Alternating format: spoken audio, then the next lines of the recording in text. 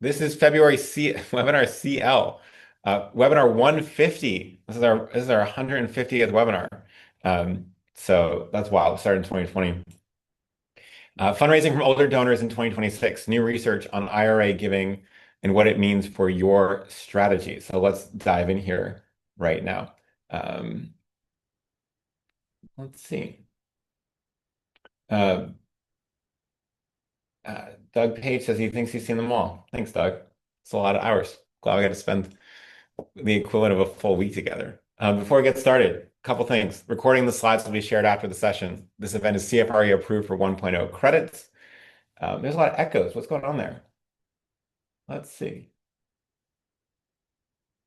Are other folks hearing this okay? Let me just triple check the audio. Okay, great. A lot of folks sound good. All right, so might be on your end then. So go check that out. Let's go back to this. CFRA approved 1.0 CFRA credits. We will send the recording of the slides around later today.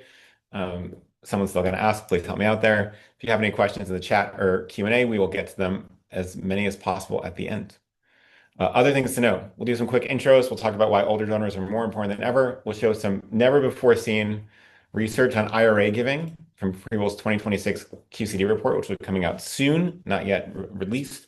Talk about 5 tips for securing more QCDs. So hopefully that's what you're here for. If not, you're in the wrong place. Quick intros. My name is Patrick. Lucky to be the co-founder and co-CEO of FreeWill, alongside my wonderful dear friend Jenny. Jenny's in Seattle. I'm in Brooklyn, New York City. We'll come back to why that matters later. FreeWill is the biggest estate planning and plan giving solution in the United States, trusted by more than 2,300 leading nonprofit organizations, including folks like our friends at the American Diabetes Association, Southern Poverty Law Center, Susan G. Komen, Greenpeace, Amnesty, United Way, museums, hospitals, zoos, churches, synagogues, mosques. What else? Boys and Girls Clubs, habitats across the board, food shelters, I already said museums. Anyway, a lot of organizations. We love getting to work with you all, featured in places like New York Times, the Wall Street Journal, etc. Overall, the team is amazing. More than 250 folks around the world right now, which is crazy, and more than 6 centuries of fundraising experience. Big shout out to the whole team that makes this all possible, including a lot of the research. So a lot of folks at FreeWill participate in that. Thank you so much. Okay, before I get started, one last thing before I get rolling. Here's a gift. We gave this away 2 weeks ago, and I had not yet read it. It was the most recommended book this year. I think I received this recommendation from 5 or 6 different people. So in the meantime, I read it, and it's great. It's just great. It was a real joy. I read it over this weekend, and so we're going to do it again. A lot of folks have read it. Phoebe says she's literally reading this right now. Marjorie says it's a great book. Karen says reading it. Christina says she's loving it. Marcy says great. Monica says excellent. Chris says super. All right, no one seems to hate it. So um, there we go. So the audiobook is also great. So I've actually been reading a lot more, and what I'll do is I'll also fade between the books and the audiobook. Audiobook's really good for, going to the gym or being at a run or something else. And so, or driving for those of you that have long commutes. And so it's great. Anyway, at the end of the session, we will put a survey in the chat. You can fill that survey out. That's how you get the book. So if you can ask for it right now, it's not going to be helpful, but we'll do a survey at the end of it. So check that out. Great, great, great book. All right, how's your week going? Look at this. We are so freaking happy this week. We need more Valentine's Days, and we need more 4-day weeks, because look, this is the highest in a year. So we're feeling good. Pretty low on the anxiety. What else is going on? Confidence just a little bit down from 2 weeks ago, but roughly sort of statistically similar. Overall, pretty confident. If you look at, maybe third or fourth most highest confidence in hitting goals this year. Of the past 12 months. So that's really good to see. Very exciting. Now, I'm going to show you the next slide, but I want to preface it with this. Last night, I've been spending a lot of time using AI in different ways to make me more useful and try to be a better co-CEO at FreeWill and support our employees more and support our partners more. And as many of you know, we send around a pre-webinar survey before to really get a sense of how people are feeling. That's where we get context like this. Many of you fill it out, so thank you so much. We read it. And I was uploading the results to a tool called Manus, actually, which is a different AI tool, and said, hey, like, what is interesting in the survey that we might not know? And so here's what I found, and here's what Manus created. That actually, we sort of asked whether you're a FreeWill partner or not. And FreeWill partners, on average, are dramatically happier. So 56% of FreeWill partners report being happy compared to 47% of non-partners. And yet, the more interesting thing is that non-partners are 2.3 times more likely to feel anxious compared to free will partners, and 57% less anxious, or 57% less anxiety among free will partners, which is just wild to see. And it was just nice. It was honestly nice to share it with our team late last night, so they all saw it early this morning. But it's just sort of wild, really interesting. And those of you that are sort of spending more time with AI, again, you want a closed system, right? So you're making sure that you have the enterprise version that is not sharing any data, but you upload survey results and say, what are some trends that I might not be seeing? And we never thought to check. I just told you we've been doing 150 webinars. We've probably done 140 pre-webinar surveys in that time, and we never looked at this. And so it's just really interesting to see. So there we are.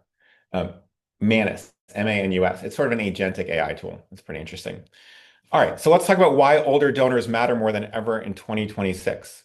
So first, we're going to talk about who the heck are older donors. Sometimes people say, I'm this age and I don't like being referred to as older. Look, it's all relative. No one's saying old, we're just saying older. I'm just going to name that up front. There's two big generations we're going to talk about. We're going to talk first about the silent generation, then we're going to talk about the boomer generation. So silent generation, for all intents and purposes, is the oldest generation of any meaningful population in the United States right now. Born between 1928 and 1945.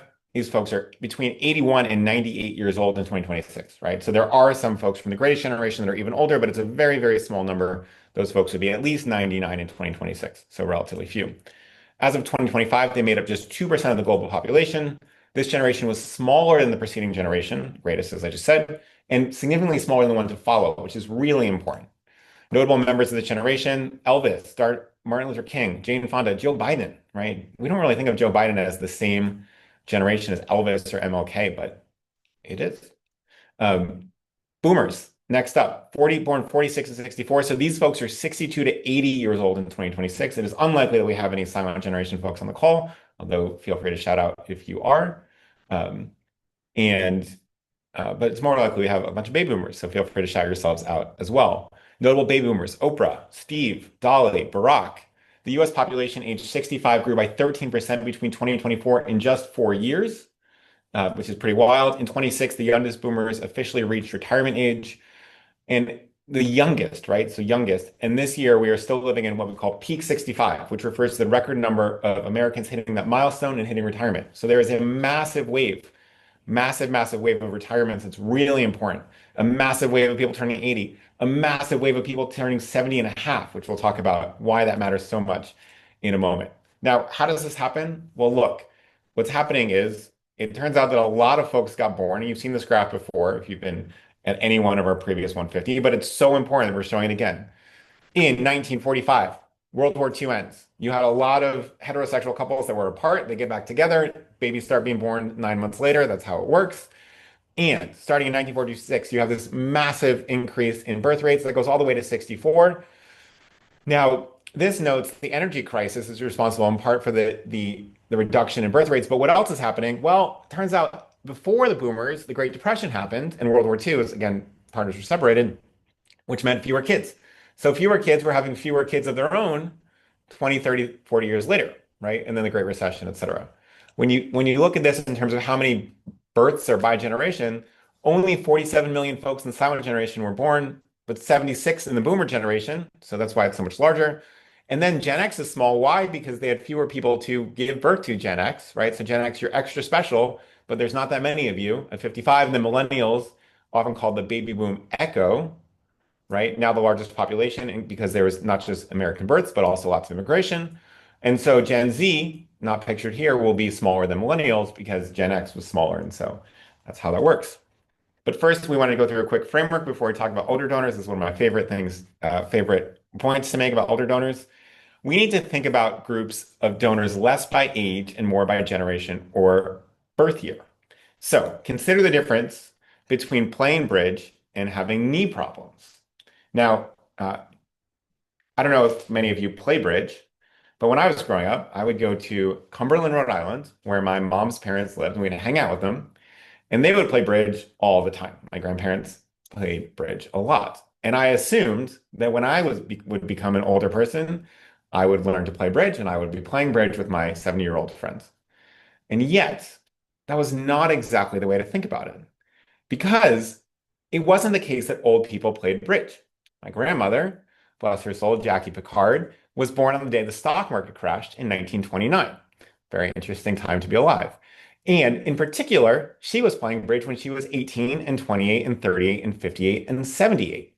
And it turns out that she didn't play bridge because she was old, even though that's what I thought as a grandchild. She played bridge because that's when she was born, right? The difference between having knee problems is a factor of being old, regardless of when you were born, right?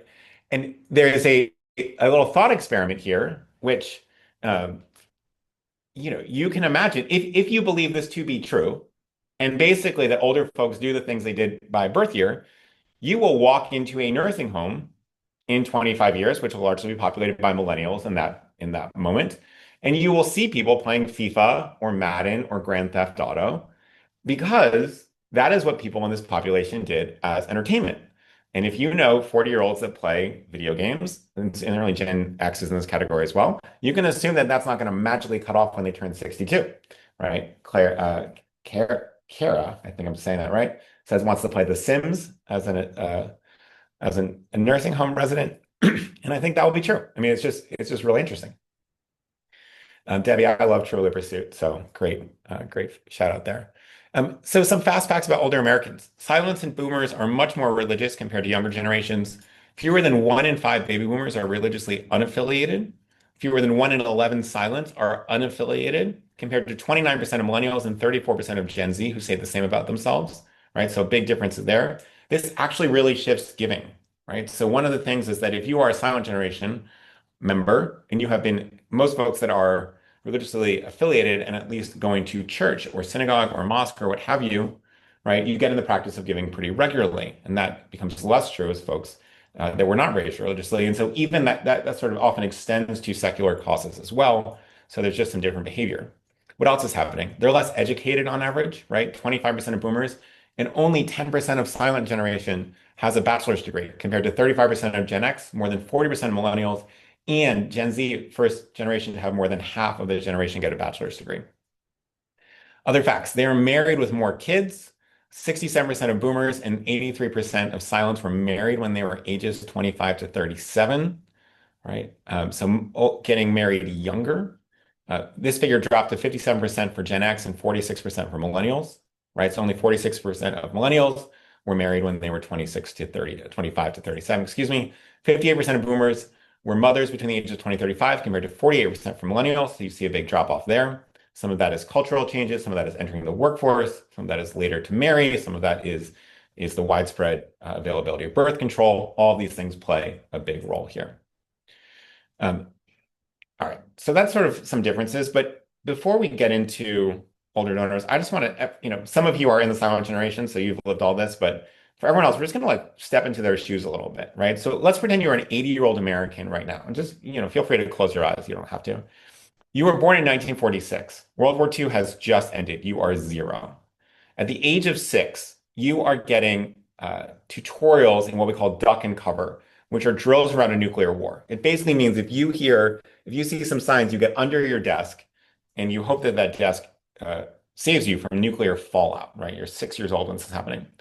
Age 17, color TV becomes more mainstream. John F. Kennedy is assassinated. Age 22, Martin Luther King and Robert Kennedy are assassinated. Age 23, the first man walks on the moon. The Vietnam draft starts in Woodstock, right? So you're 23, you're coming squarely of age in this incredibly poignant moment in American history. Age 28, Nixon resigns and the oil embargo is underway, right? So you start to see some real economic depression there, right, as you're hitting your age 28.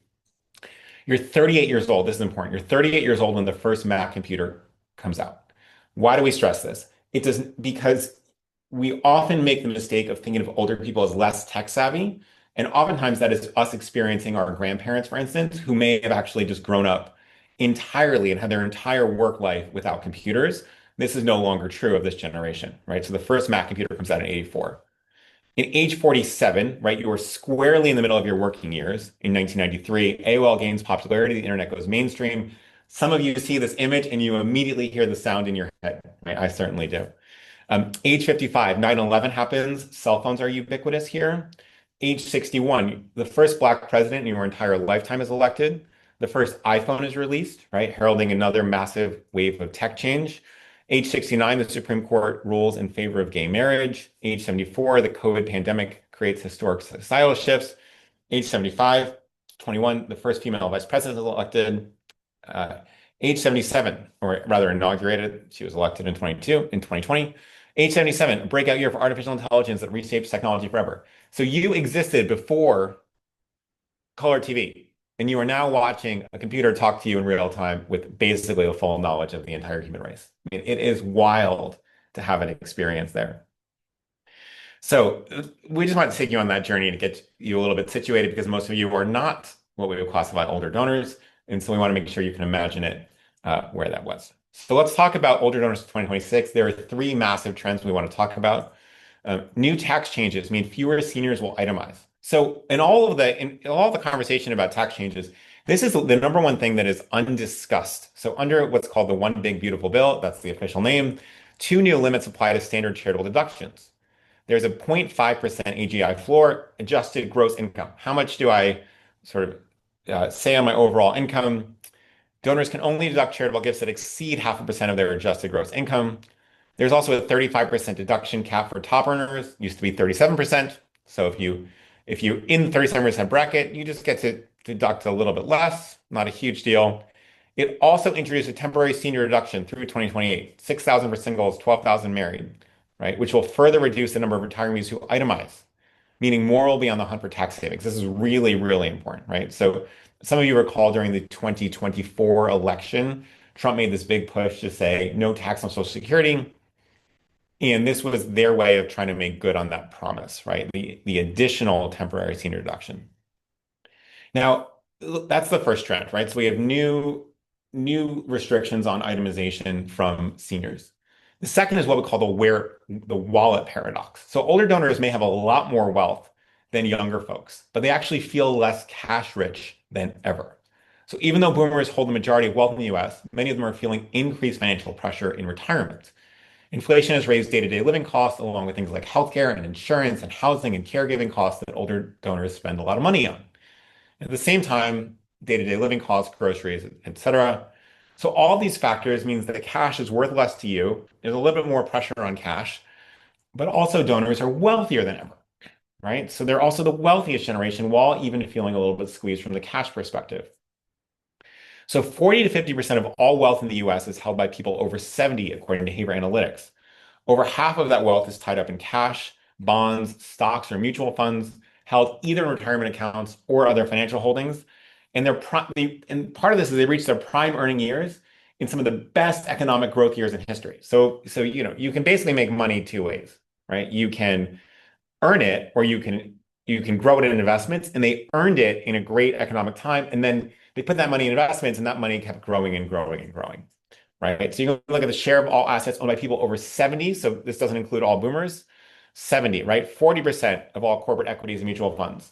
Something like 20, 30% of all assets, 25, 28% of all real estate, and then home mortgages, obviously a lot less.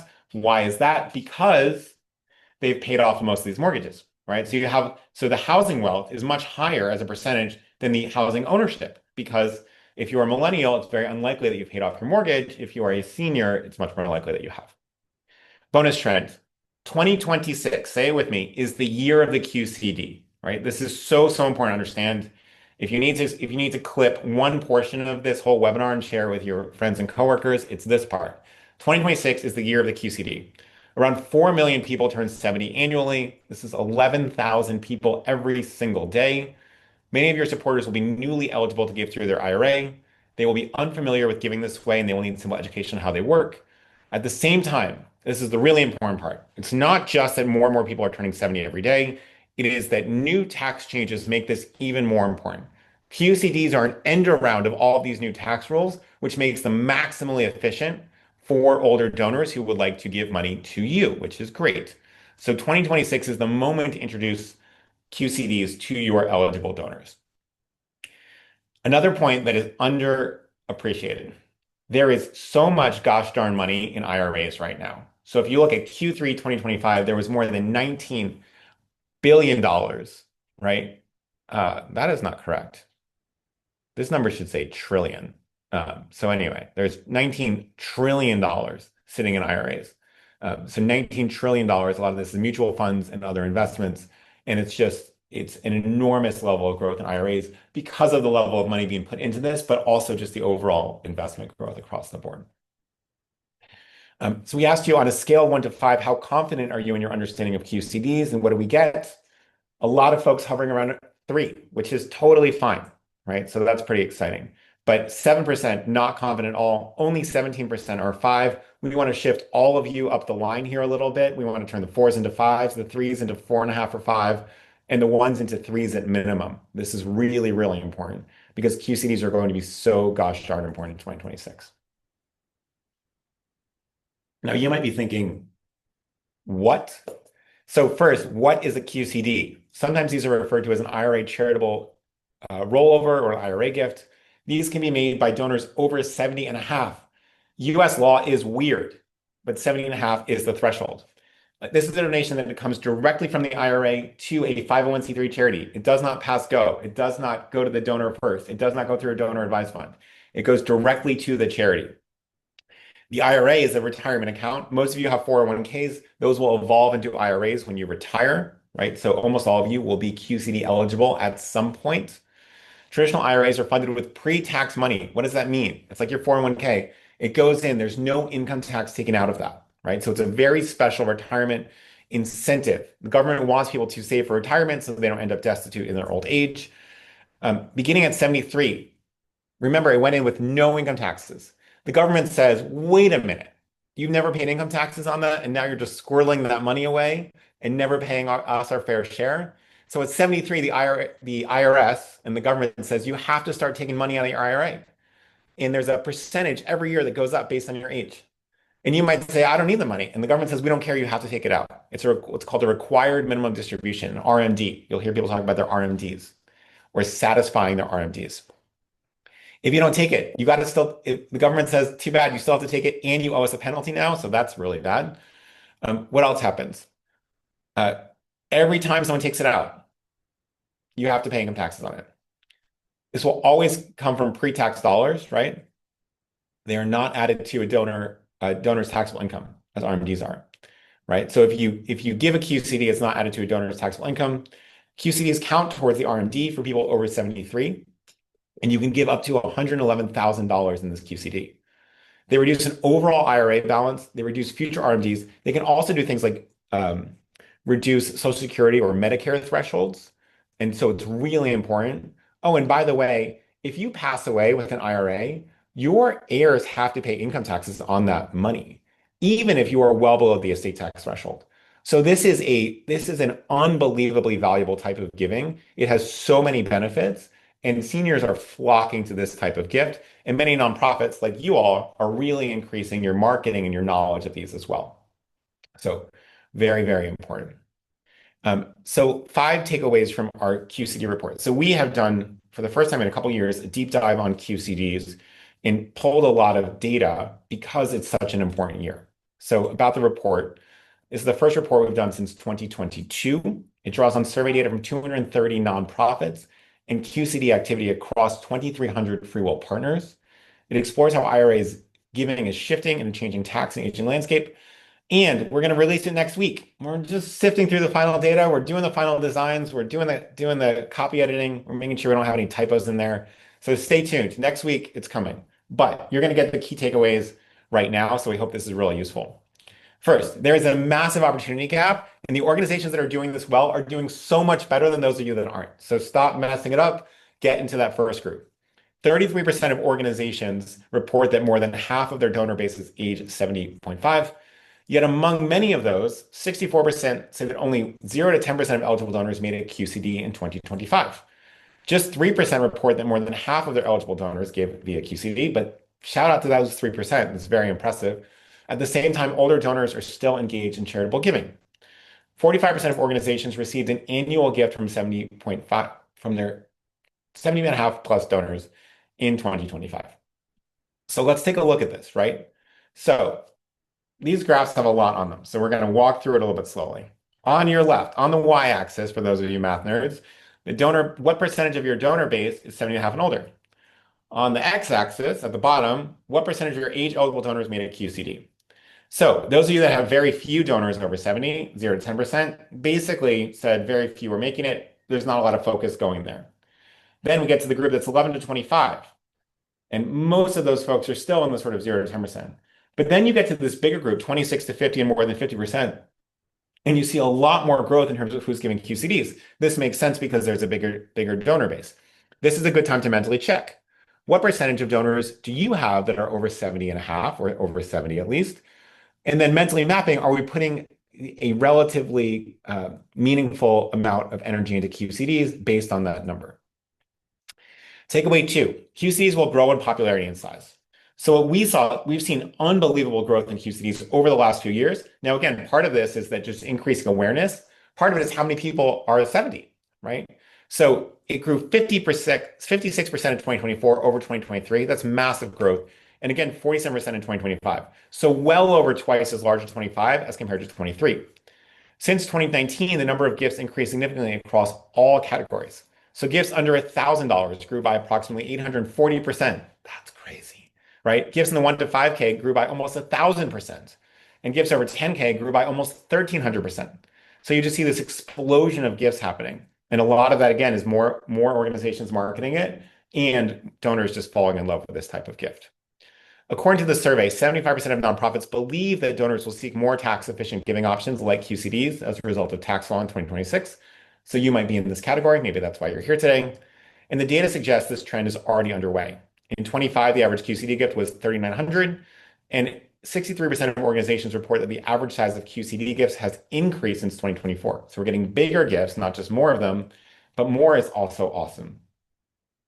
With the largest share of orgs reporting an increase falling into the million to 10 million category, right? So coming back to this graph, the question is basically, did you see an increase in gifts? And you see that in 1 million and 10 million, 10 million to 100 million, these sort of 1 to 100 million organizations were most likely to see an increase in QCDs, followed by actually the smallest organizations, right? And then the largest organizations. So 33% of them have done it. Maybe it's the case that those largest organizations are just ahead of the curve and already got a lot of the messaging out ahead.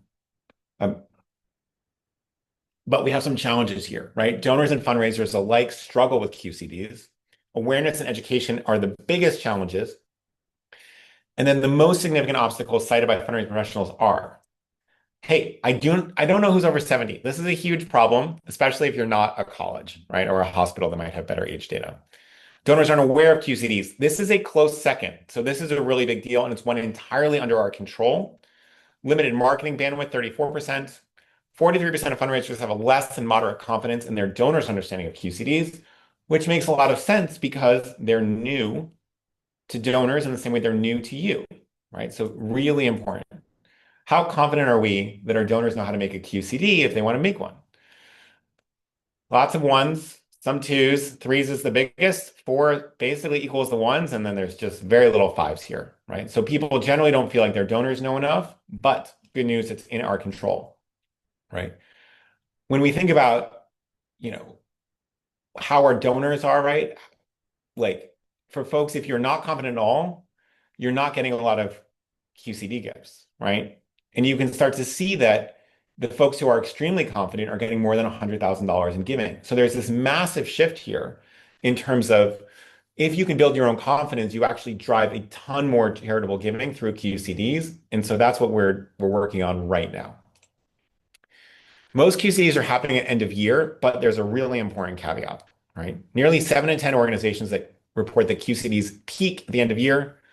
RMD deadlines are the primary driver, along with obviously end of year giving, with 43% naming them as the biggest catalyst for end of year giving, followed by just generally we're asking more. Data from our Smart Giving Suite. So this data has never been revealed before, but let's see it. Half of all QCDs in 25 were completed in the last months of the year. Total QCD dollars raised in Q4 exceeded the combined total of Q1, Q2, and Q3 by 25%, right? So lots and lots of giving at the end of the year.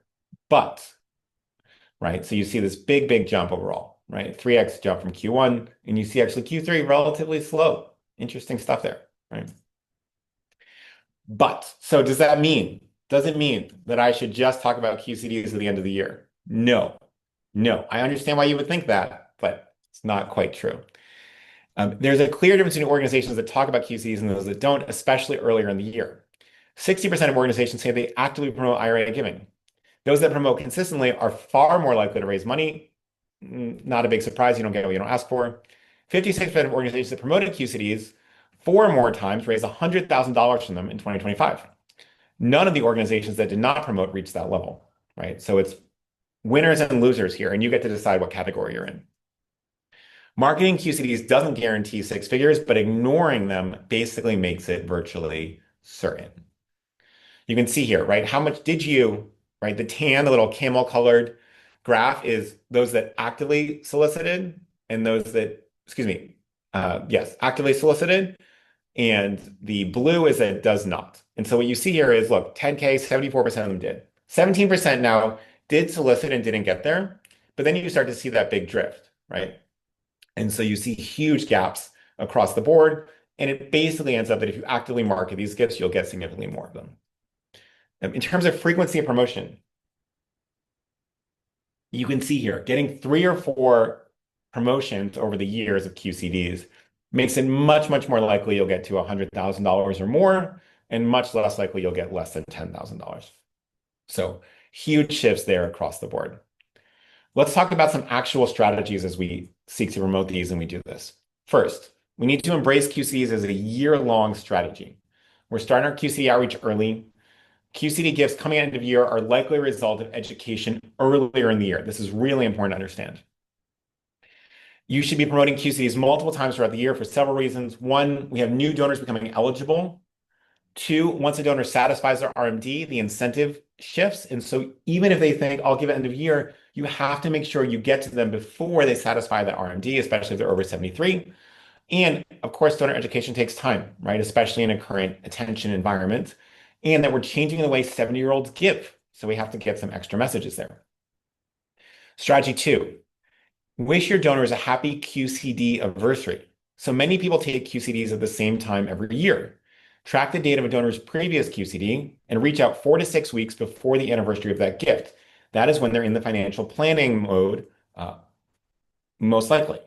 Thank them for their prior IRA gift. Remind them this option remains available. And if they gave a relatively high amount, we want to say, oh, by the way, the limit actually increased this year to $111,000 in 2026. It will go up again next year. Ideally, you're providing them with a way to take action. Strategy 3, the permanent giving guide is an amazing tool that you should be giving to all of your donors. Again, if you're not doing this, put it on your list, do it this year. A permanent giving guide serves as an educational letter or a brochure that explains the benefits of non-cash giving. You position this as a resource for any of your giving, not just giving to your organization, which I know you want, but for any of their giving.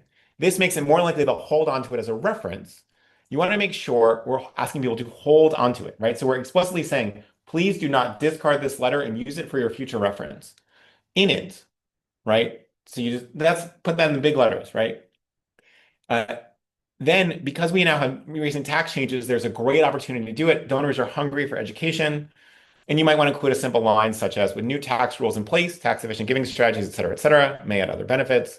We're sharing this guide as a helpful resource to you as you plan your giving. Then, and we want to take action by scanning a QR code or reaching out to your team, as well as, by the way, including information about stocks, donor advised funds, QCDs, anything else you want to, right? You can also generate this in the marketing library if you're a FreeWill partner, so go check that out. If you're not, or if you are, you're welcome to use willy.freewill.com, which is our free, friendly AI tool that we made a couple years back. So this is so valuable. And now you might say, some of you asked, well, I don't know who's 70. That's okay. You can send this out to all of your donors because it has stocks and donor advised funds and other things as well, right? So you don't need to say, I don't know who's over 70 and I don't want to offend anyone. You just create the whole permanent giving guide and says, if you're over 70, give a QCD. Strategy 4, right? Send a happy half birthday note. So if you do have age data, you're eligible to start giving from your IRA at 70 and a half, but not required to 73. So when is your half birthday? So maybe you don't know, maybe you do. It's not a date that everyone pays attention to. It's definitely not top of mind for your donors.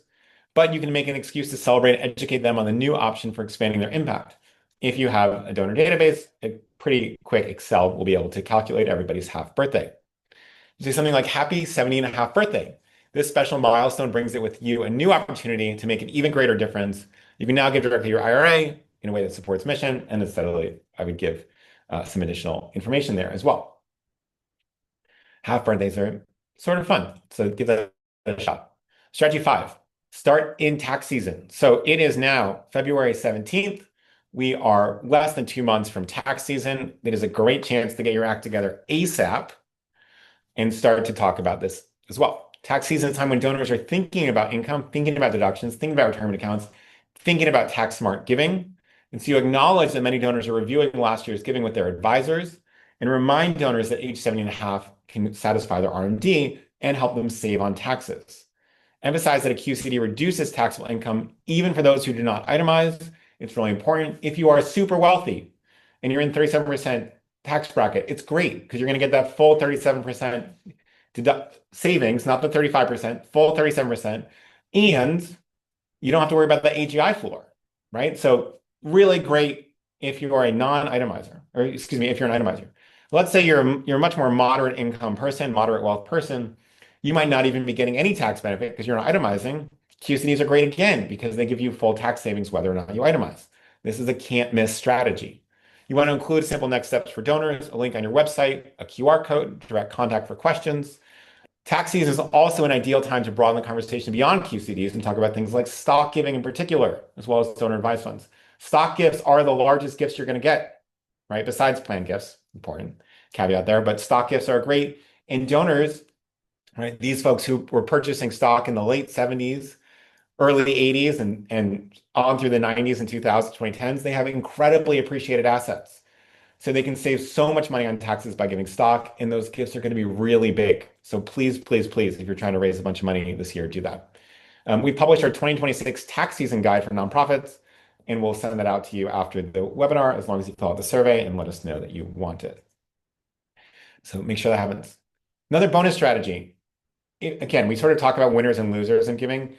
If you would like to be more successful at planned giving, please, please, please, please, please block it out on your calendar right now. August is Make a Will month. It's a great chance to engage folks in plan giving, right? In 2025 alone, there was $600 million allocated through the FreeWill platform and plan gifts. And it's such a good opportunity. It's a lighter fundraising month. You're never sort of boxing with your annual giving team to get some information. It drives a ton of giving because we're all talking about it, right? It's this great sort of social dynamic where they might be hearing about it from their church and their land trust and their local Girl Scouts organization, what have you. And so there's a lot of ambient noise getting people to give. And of course, many people are allocating planned gifts to several organizations at once. So it's a great team effort. And as an industry, we're really driving more planned giving by driving planned giving, by driving Make a Will Month. It's also a great chance to educate donors that IRAs passed by beneficiary designations and can be one of the most tax smart assets to leave to charity. So you can also include IRA giving and IRA plan giving along with bequests in during Make a Will Month. One thing that's really important to understand is that when, IRAs are great plan gifts because there's, again, they go to charity, there's no taxes paid there. And there's a sort of virtuous cycle here, where when people make QCDs, they start to think of the IRA as a charitable giving vehicle. It makes them more likely to make a planned gift that way. When they make a planned gift that way, they're also more likely to think about it as a charitable giving vehicle, and they might give QCDs as well. So give that a shot. Bonus strategy, 2026, the magic sentence. We've shown you this before, but we've updated it for 2026. Thanks to my dear friend, Russell James. I don't know if Russell's on the call. He often joins these, especially when we're doing your research, but gave me some great feedback after we shared a magic sentence for 2026. And so we've been going back and forth. And here's some updates to it, right? For organizations that are working without age data, promoting gifts like QCDs can feel tricky. We recommend including the magic sentence so that you aren't letting any newly eligible QCD donors slip through the cracks. Here's what you want to do in all of your appeals, right? As a PS or right after you ask for money. Note, many people like to give from their assets, stocks, IRAs, cryptocurrency, and donor advised funds because they see even larger tax savings. Now, the big updates there are changing the word choose to like. Apparently, there's a lot of psychological benefit and people like to do something as opposed to just choose to do it. And so that will create even more people doing this. And then this because is so important. Those of you have, I won't go through the whole copy machine experiment now, but there's great research on the value of using because in a sentence in order to compel people to strongly consider this. So go try that out. So when you get the slides, copy and paste this and start to use this in your next fundraising emails. Now, there's a secret benefit to the magic sentence, right? The obvious one is more people are going to give these bigger gifts, QCDs, crypto, IRA, donor advised fund stocks. The hidden benefit is that when we remind people of their assets, they actually give more, whether they give cash or not cash. And so you'll actually see larger cash gifts when you remind people about your IRA. And so think about that. All right, let's dive in. It's 12:46. We are going to do a few minutes on resources, then I think we'll end just a little bit early. So first of all, we are going to drop a survey in the chat right now, I think. And the first thing in the survey is, would you like this book that apparently everyone on the call loves, including me, by Virginia Evans? 10 out of 10. Favorite fiction book of the year so far. And you might say it's only February, but I think I've probably read 12 fiction books already this year, and The Correspondent is the top one. Make a note in the survey if you'd like a chance to get a copy. Thank you, Phoebe, for dropping it in. Really appreciate you. Also, Phoebe put a ton of work into this and the research, as well as some other folks. So big shout out to Phoebe. Of the 150 webinars we've done, she's probably been responsible for helping out with at least 100 of them. So big thanks to you. Make a note in the survey if you'd like a chance to get a copy. Other things happening, right? In case you need even more great reading after Correspondent, right? The best nonfiction reading of the year is going to be the FreeWill QCD Report. Insights from 230 surveyed fundraisers, QCD data across 2,300 FreeWill partners, trends shaping IRA giving in 2026. So let us know if you'd like a copy once it's released next week. And of course, you can share this with your friends and coworkers. So that will be coming out soon. I'm putting the finishing touches on right now. All right, lots of stuff happening, so stick with me. On Thursday at noon Eastern, 47 hours from right now, we are going to be joined by Nicole Walton, who is unbelievably smart and incredibly experienced. She's our Senior Director of Major and Planned Giving Strategies for a live product demo. We're going to connect some of the early findings from our QCD report to practical tools that you can put in place before tax season, right? See how nonprofits are using the smart giving suite at FreeWill to turn QCD insights into action, to make IRA giving easier for donors, to keep donors on your website while reducing friction at every step. So come hang out with us. It should be really interesting. You'll learn a lot. So come join that. That is at February 19th, which is Thursday at noon Eastern. So please just make a note in the survey as well if you'd like to join us for that. We think it will be really interesting for you. And friendly reminder, apparently we learned today that FreeWill partners are much less anxious than non-FreeWill partners. So get in on that. All right. Other cool things, just a quick shout out.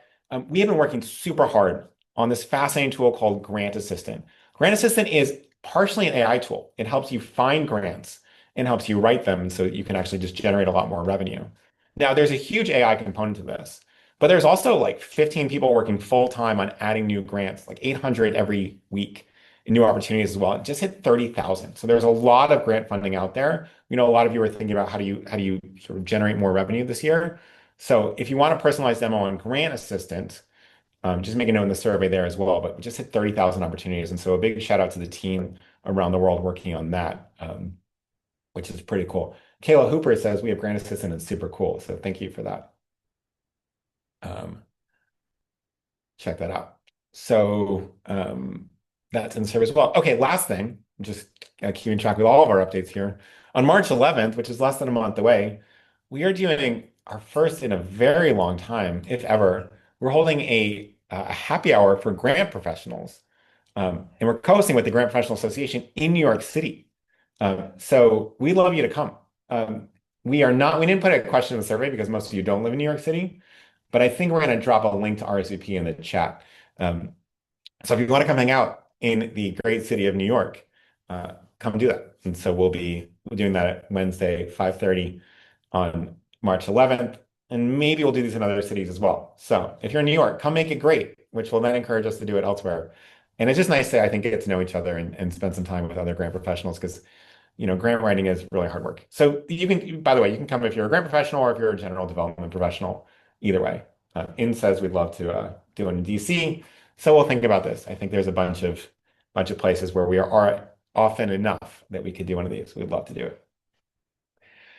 All right. So with that, I think we are going to end just a little bit early. We get some feedback that people love having just a few minutes before their next meeting.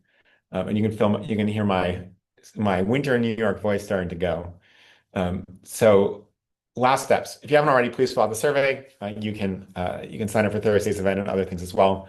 Our next webinar is on elite donor engagement in 2026. We're going to focus a little bit more on older and major donors because that's where the revenue is, right? But come join us for that. That's in 2 weeks.